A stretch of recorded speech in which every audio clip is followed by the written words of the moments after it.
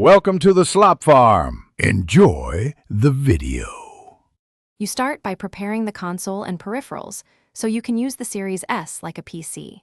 Connect a keyboard and mouse via USB or plug a USB-C capture/HDMI adapter if you plan to stream to a monitor or PC. Make sure the console has the latest update and at least 20 gigabytes free so apps and streaming services install reliably. Once done, sign into your Xbox account and enable Remote Play or switch to developer features if you need more advanced access. Next, you install the key apps that turn the Series S into a usable PC-like environment.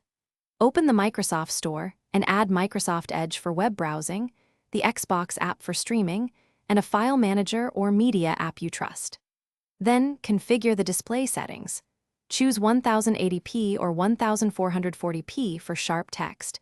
Turn off unnecessary HDR if colors look off, and set the refresh rate to match your monitor. Also map keyboard and mouse bindings, and enable game streaming so you can Finally, you begin working and optimizing for comfort and performance.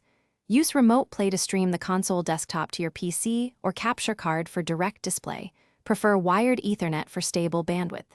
In Edge you can browse, use web apps, and run cloud services just like a lightweight PC.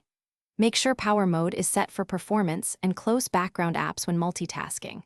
If you see stutter or lag, first lower the streaming resolution. Test a wired connection, and restart the Series S before deeper troubleshooting. Thanks for watching. Consider subscribing if we helped you today.